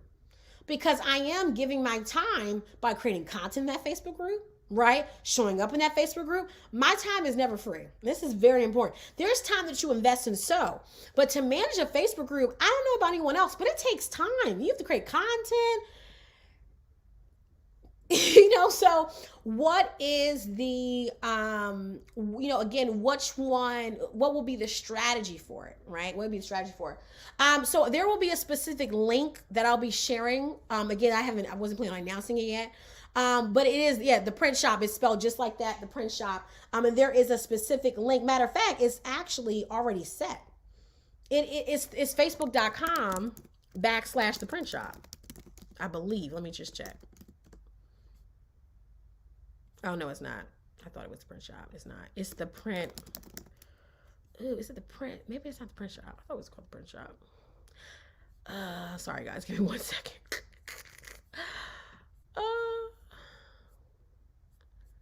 Where's my groups at? Hold on. Yes, the print shop. The link is the print shop group, but it's called the print shop. And you'll know it because you're going to see, it looks like this. So just to show you guys, if you ever look for the banner, you're going to know it because it's our banner and it's our artwork on it. Give me a second.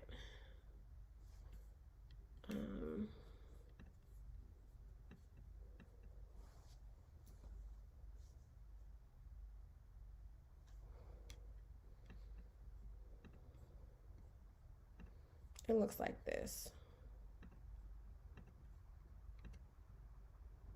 So that's it, the print shop. So we just launched it yesterday while I was sitting in the airport in Atlanta. That's when I sent out the email. So we just launched it. We just launched it on Christmas Day. It was great. Yeah, I was in the airport Christmas Day. Yeah, Christmas Day. So we just launched it. So that will be, that's what it looks like. So if you can find it, great. The link is facebook.com /groups / the print shop group. That's what it looks like, pink. So hopefully you can find it. If not, again, the link, I'm going to start promoting the link publicly. I was going to do January 1st, but I guess now I might as well just cat's out the bag. So that's where I'll start promoting the direct link to access it better. Are you giving away your print China companies? No. Nope. I went through way too many companies that have been piss poor to give away my vendors for free. I just refuse. I refuse. On top of that, actually, let me tell you what the biggest reason why I'm about giving away vendors. It's one thing to give away vendors that are like cheap, everybody has access to them. It's another thing to give away vendors that you've built relationship with, and the customers that you send them, they have good experiences with. So for me, it's about relationship more than just, nowadays people sell vendors like water. And, I guess if they're like cheap vendors that you connect with everybody, it's fine. But I'm bringing my customers, print clients that are, you're spending between, again, by the time we get done, I would say between 5 to 6K, and that's just on units, and that's just a range. Because you could end up having, like right now, I have a client who her unit cost is like $561, and she took away a couple stuff. So she would have added some stuff, it would have been going up to like $7, right? She wanted some creme de la creme, but they're spending a lot of money. And, that time and process, right now I'm working with 2 clients right now. It takes a lot of time, and you just can't work with everybody. You got to understand it. So that's why I don't charge for free. It's not because I don't want to help people. It's because, it's more about relationship and also understanding investment. Some things you got to pay for because it's going to be an investment. The whole process is investment. I mean, you even your sample, it's $135 for a sample, and that's the first round. Let's say, let's say the sample's wrong. Let's say you want to change up the sample, get another sample, it's another $135. So again, now the clients who work with me through my business, they get my vendor because we're using them for their process. But yeah, I don't give my vendor away for free. That just kind of answers that. But I do work with like print on demand. That stuff is like easily and Googleable. So, and honestly, you can go on Alibaba and find your own vendor, right? You can go on Alibaba and find your own Chinese vendor. If you want to overseas vendor, go on Alibaba. Now, here's what you have to pay for me. This goes back to what you sell. Is you can go on your own.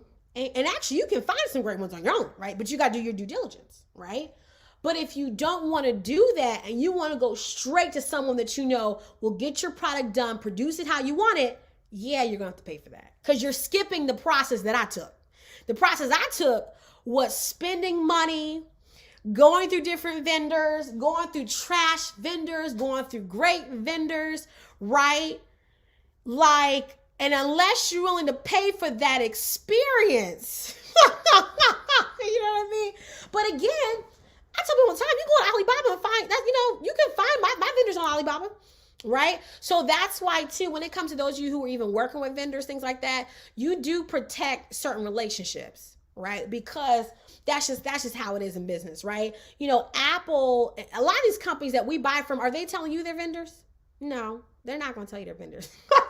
Are they breaking down where they get everything from? No, they're not, right? Now, they may share with you some secret sauce. They may write a book, right? But they're not, because they're protecting. And you do have to have some things, guys, over time that is proprietary, at least something that's kind of, through you, right? That helps with value. That does help with value. So I hope that helps. The last thing I want to add to is I did not talk about this, but I want to add this before we get off this video, is the power of creating your own stuff. I think that this year has shown me the power, more importantly anything, the power of creating my own materials. It's one thing to have a YouTube channel, right? That's one thing. But it's an amazing thing to create things of your own, where your knowledge and expertise is packaged in some kind of way that is proprietary, that is yours, right? I'm not the only one who's talking about planners and journals. There may be someone out there that's 10 times better than me. But that's not my concern, right? And some of you're being held up because you're looking at other people online. You're looking at what they're talking about. You're looking at what they're doing. And you're so caught up that you're seeing people who are doing it better than you, have better equipment, have better lighting. And you're letting that hold you back from producing great content, right? But guess what? You're not perfect. You're going to make mistakes, but you might as well get started, because if you don't start, you'll never start. And you'll always have an excuse for why you weren't able to do this, why you didn't write your book, why you didn't write your journal, why you didn't do your planner, why you didn't do all this kind of stuff, right? And it's really important to understand that things take time. I started doing graphic stuff back in like 2012. Even before that, I was doing it first for my church, and I sucked. I'm horrible, right? I'm horrible, right? No, not I'm horrible. I was horrible. Oh my God, I'm not horrible now. I'm amazing. But I was horrible, right? And, but I evolved over time. Now, it took years. It's 2020 right now. It's 2020. But guess what? I designed year after year after year, right? I became an expert in my space year after year after year, right? I began to learn how to package knowledge online, how to do online course, how to do digital products. I'm not perfect. No one's perfect, but you better start somewhere, because otherwise money and your dreams and your passion walking by every single day. And meanwhile, you're giving someone or yourself excuses for someone else out here. How do you think they became better than you? You think they became better than you by just sitting there? They became better than you because they worked their gift. So you need to learn how to treasure who you are, work your gift, get started. Start putting out content, start talking to people, okay? Because you get better by working. You get better by working your experience, talking to your consumer base, learning about their needs, evolving based on their needs, educating yourself in the market, reading books. These are all the ways that I got better and I got to where I am today. Again, what's crazy is that this YouTube channel, it's not even my main business. It's not even, like its own business. It's actually under Glam Print Go. And honestly, by the time I would say when I hit right now, again, we're under the 50K threshold, but I'm gonna have to turn this into its own business because it's under Glam Print Go, because I wasn't planning on it becoming what it was, right? But guess what? Now that I'm seeing the involvement, because at least I did my part, at least I did what I could do to work it. Now we are where we are today. But it's crazy to have something like this is not even my main business. And look what it's done, right? But I will tell you this, I believe that you gotta launch. I'll never forget, I started my own ministry online 2012. That's how actually I learned a lot of skills I know today. Because I learned about email marketing from that. I learned about like how to build a tribe through that. I've been through so many different experiences of building tribes. That is my expertise. I know how to build organic, intimate tribes over time that profit or that, that help to build your passion. Not all my projects have been about money, right?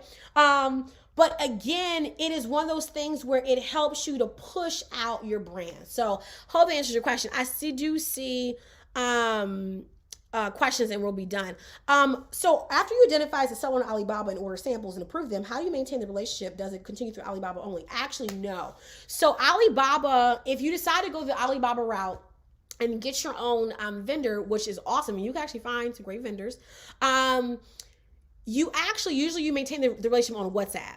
So you want to use Alibaba though so on WhatsApp, right? They're going to send you an invoice, and the invoice should be through WhatsApp. Sorry, should be through Alibaba, because Alibaba is a protector, trade assurance, just your payment protector. It helps to make sure that if something does go awry, you can get your money back. So Alibaba, I don't do any external payments or wiring to China without it being through Alibaba. So usually they're going to send you a business invoice directly through Alibaba. All payments should be through Alibaba. But WhatsApp is actually where the relationship is at, where the communication is at. That and email. Okay? Maintaining the relationship, giving them more money. That's really it. Maintain how relationships are maintained in business is through giving people business, right? And also too, just being a nice person. One thing I learned through my vendor too is we talk a lot, we communicate outside of projects, we check in and see how they're doing. It's a real relationship. It's not just like, oh, okay, because I'm sending you a client, you like me, even though that is how it gets started, because why would they be talking to you and you're not giving them any business, right? But again, the maintaining of relationship from me is because I'm a designer and a consultant and an ideation expert that's sending them. Right now, they have 20 clients from me. You know how much money that is? They got 20 clients from me alone. And I'm sending them more all the time, right? Some clients I'm sending them, I'm not even designing the project, right? But they pay me to give them the vendor, right? So I'm giving them money. That is a pretty strong relationship. We tight, we locked in, right? But then also too, they do quality work. If they make a mistake, we're gonna be up on them, but I like it because my vendors, she's very sweet. Their whole team is sweet. I now know more than just her. I now know the whole team. They sent me a Christmas present. That's how tight we are. They sent me a Christmas present. They better for all the money I sent them. But that's just the involvement relationship. But Alibaba is where you send payment through. Don't you dare send them money outside of Alibaba. Okay. Okay. Now there are in-state vendors as well. You can find in-state vendors as well. But we're talking about Alibaba. Okay. Okay. If I could bottle up your confidence and use it, that would be awesome. I absolutely know I'm valuable, but it's hard to self-promote. How do you get better to promote yourself? You need to talk. So I developed the confidence because I started teaching online ministry in 2012. I launched online ministry, and God, he called me. He was like, listen, you start teaching online. I was like, And I started teaching online, and he would give me teachings, and I would get in front of a camera, just right off of my MacBook at the time. They did not have what we have today. They had Google Meets, which allowed you to go live, but it was nothing like what it is today. Nothing like it is today. I had, as I've told the story many times, I had like maybe 5 people, and it wouldn't show you who the people were at the time. You just knew that there were people watching, but you didn't know who they were. Very basic. There was like no analytics at the time. I mean, it was just bare bones. And, but I got in front of the camera. I started teaching, right? That built up my confidence to speak, go live, things like that. Now, man, I can go live for hours. We've been on here for an hour, 45 minutes. As you can tell, I like to talk. But to promote myself was another thing. Because what I found in coaching people was that it's easy for them to do stuff for free. It's easy for them to just give stuff away. But it's hard for them to talk about themselves, especially when it comes to investment. Right? When it comes to investment. So I'm 28 right now. So somebody do the math because I'm tired.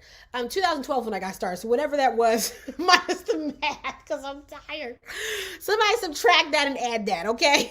But that's when I got started, right? And so again, I found over time that when I started doing stuff like that, people had to pay for. I would definitely got nervous. And what I learned, I had to realize, this is really big. Why did I have more confidence in doing things for free, but I had less confidence when I wanted someone to invest back into what I had given, right? Okay. So I learned that I had a problem with people giving. In other words, I had a problem with receiving. This is big. I had a problem with receiving. Right? I had a problem with someone investing back into me. Meanwhile, I'm out here giving free content, pushing, pulling. But somehow I have a problem now when I talk about money. It was because I had to realize that I was valuable enough for people to invest in my knowledge, for people to invest in what I had to offer. And that takes a lot of just personal building up your inner person, speaking life into yourself, seeing yourself as valuable. Also, too, being around people who do what you want to do. I ended up getting around other YouTubers. I ended up learning more about people who are making money online. And when I saw what they were making, or matter of fact, even when I started my graphic design business, I started getting around people who were actually making money in their graphic design business. And I was like, I'm going to never be able to leave my job if I keep on charging prices I'm charging. I got to get like them. Now, of course, you can't increase pricing without, providing more value. But the point was that I had to see that there was a whole world out here.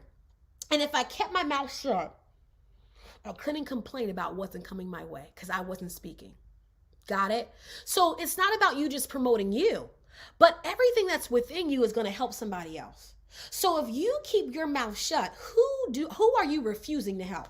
See, we think that because we can't see the effect of our not doing things, and we thinking, it doesn't matter. It's fine. But like what I began to think about was, as I started to build up, especially my YouTube channel, was that there was somebody out there, right, who was looking for the same knowledge that I was providing. And by me not showing up, now they may go out there and find it from someone else, but my personality, who I was, brought something that they could connect to. And who am I, right, to say that, I shouldn't do it. Man, there's somebody out there who's waiting on me to do it. But I think, oh no, it's okay. Who would invest in my knowledge? Who will invest? Meanwhile, they're paying someone who does it 10 times less than you do, right?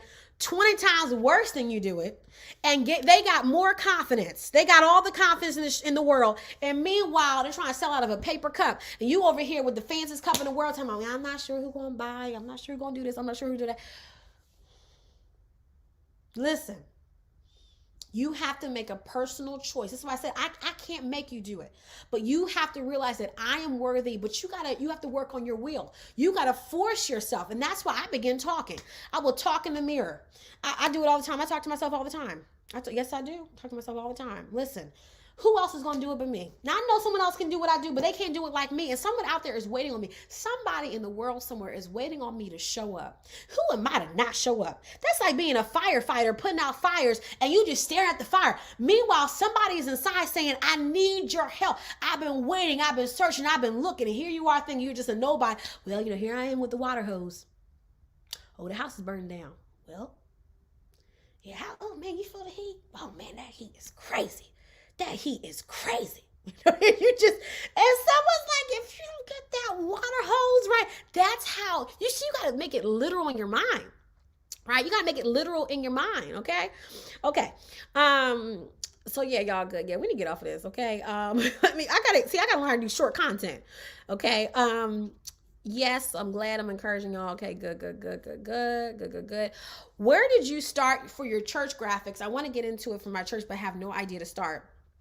I need to do a separate video on that because that is a whole different shebang. The next phase of Print School that I want to start is teaching designers how to work their business and teaching designers how to do better design. That is the next avenue I really want to go into because I feel like now I'm helping people who want to create. I want to help the creators. And so I will say this, when I started with church graphics, I did not start on Photoshop. I started on Apple Pages because I didn't know anything about graphic design. This was like when I was in like 10th grade. Okay. And so it took me a while to get to Photoshop because I didn't know what the heck I was doing. But Photoshop is what a lot of designers use. Adobe Creative Suite is what we use, right? So we have Photoshop, InDesign, Adobe Illustrator. These are the tools that we use. And most church graphics are done on Photoshop, which actually is not actually the best tool to use because Photoshop is actually meant for pictures. And that's why Photoshop, when you do a flyer in Photoshop, it's so heavy to load because it's actually meant for photography. You really should be using things like InDesign, in my opinion, to make it go faster, or using some kind of like Affinity or Pixelmator or some other platform because Photoshop, this is true. I was working way too hard, but I didn't know, I didn't know. So yeah, Photoshop, there's also, again, I'm gonna do a whole video on this. There's also a lot of other resources though that you can use to do church graphics. There's actually a ministry version of Canva that has emerged out in the ministry world that is amazing. And I want to definitely do some more talks on this because this is more of like the geeky designer side of me. But there's a platform out there that is basically like the ministry version of Canva. It's called Creative Swap. And it is, they've really used it well. They've really done their thing. And again, if you type in Creative Swap, it should come up. And it's basically where, as a matter of fact, it's called Live Swap. That's it, Live Swap. But it's by Creative Swap. So when you go to Creative Swap, you can find Live Swap, and Live Swap, LIVESWAP. It's actually a graphic design software just like Canva for ministry graphics. And it's a way for you to basically like design on the go. Okay. And yeah. But I'll definitely work on content just for that. Okay. Procreate. Yes. What's funny though?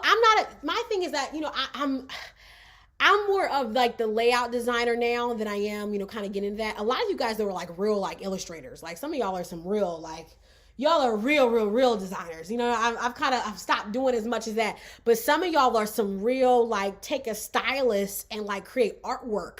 Okay. I'm not doing all y'all go on and create greatness. Yes, InDesign is amazing. InDesign is definitely, that's our standard now for all of our planners and journals. When I got started though, I made my planners and journals off of Apple Pages. Yeah, I made off Apple Pages. Sure did. And it came out great, but there's a lot of limitations, and InDesign is like it is what you use. But again, I can't believe I did that, but yeah. So guys, anyway, have a good night. I have church in the morning. Literally, I have church in less than 12 hours, so I need to get my sleep. On top of that, I need to rest. I have been traveling for literally the past entire week, since last Thursday. So I really need to rest for at least a day or 2 days after Sunday. So I will not be on this channel. But there is a pre-recorded video that I did do that will be uploaded tomorrow. And it is on how to use Lulu. I recently used Lulu for a couple of my clients. And I wanted to just show you guys how easy it is to upload your products on Lulu, your planner, your journals, and then also to just some just some insight that I learned in, just with my clients this year and using Lulu, pros and cons, and just so for some of you guys have used Lulu, so I would love for you guys to comment on the video and give your feedback, because there's pros and cons. So I know Indiana, she was talking to me about it. She's a part of our community, and Indiana was talking about how there's something she's not using Lulu for. So, and I love to get you guys' insight on that. So again, that video goes live up on the channel tomorrow. Okay. Good night, everybody. Hello to the community, everyone that's joined in the conversation. Thank you so much. I hope that you guys will join the Facebook group. Again, look up the print shop. It's capital T, capital P, and capital S in the print shop. Join in. I will let you in, and we're going to start talking in the Facebook community starting next week. Okay, guys, have a good night.